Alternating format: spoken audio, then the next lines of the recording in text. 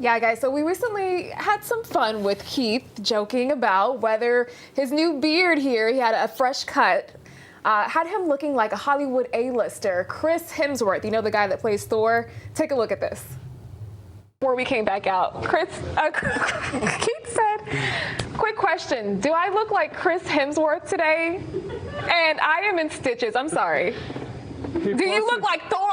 Excuse me? He posted on Instagram, we have the same, I get this new beard. All right, so here's the deal. We had a good laugh out of it, but Chris was in the headlines because he was talking about Alzheimer's, and he had recently been tested for some genetic testing, revealing that he may be at risk. So in that moment of levity, we said, hey, if we can bring light to the issue and kind of talk about it, it's all for a good thing. Kirsten Cusato is here from the Alzheimer's Association's Connecticut chapter, and there's a lot we want to get to with you. You know, A, what happened with Chris Hemsworth, warning signs, holiday experiences in the days ahead, so let's get right to it. Yeah. Let's start with the fact that I think it works for you. All right, anyway, well, that's just my personal opinion. But anyway, let's move on. That is good. But folks saw Chris in the news, I'm talking like I'm friends with him, with this genetic testing. What is that all about? What did we learn? Right, so Chris Hemsworth found out through genetic testing that he has at a greater risk for Alzheimer's disease because he has 2 copies of a gene called APOE4, which is a greater risk. Does not necessarily mean he's going to get the disease, and it's a risk gene. So if people have 2 copies of it, they're at a greater risk.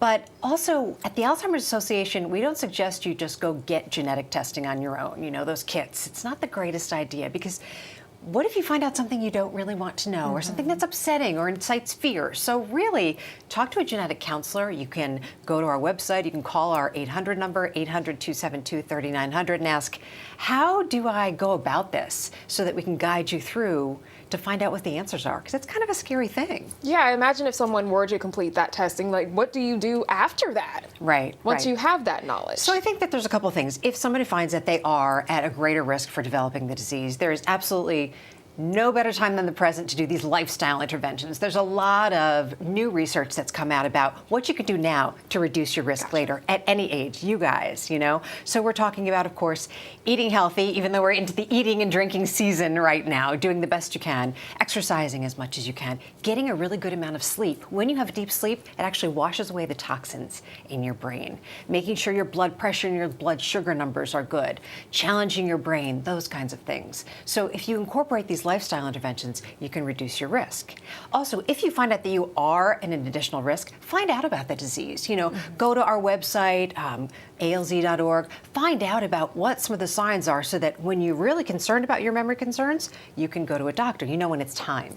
So we have that number and website up on our screen right now. But when I called you yesterday and said, hey, would you come in and talk about this? You raised the point that folks are heading home for Thanksgiving. Many folks may not have seen loved ones in a while, and now might be the time to look for signs. So for someone who's going to grandma's house or mom and dad's house for Thanksgiving, what are they looking for? So some of the signs you may be looking for is somebody who's had a real change in behavior, right? So if you go to somebody and they're like, oh, they made this dish for years and years and years, and suddenly the dish doesn't taste right, something's going on, like not being able to follow a specific recipe. Perhaps the 1/4 teaspoon of salt was a 1/4 cup of salt. Yeah. Somebody who maybe asks the same questions over and over again. If somebody, you forgot something and someone runs to the store and they're really late getting back because they got lost, because they're not sure how to get home. Or they kind of zone out because there's so much talking at the TV, at the table, and there's TV and there's music going on and there's bright lights, and they just kind of zone out because it's too much stimulation. So if you're noticing some of these things, have a conversation with your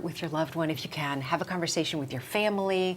And then I would say try to go to a doctor because you could rule out some things. Here's something else to throw into the mix. There are some things that kind of look like Alzheimer's that could be depression or B12 deficiency. Gotcha. So get that checkup first, I would suggest, before we go right into like, let's go to a neurologist. Yeah. There's a step first to go to. We do have to wrap up here in just a second, but quickly, can you kind of give out some tips about how families can navigate those difficult conversations with their loved ones who are experiencing We actually Alzheimer's? have classes on those, so you can go to our website and find out in classes.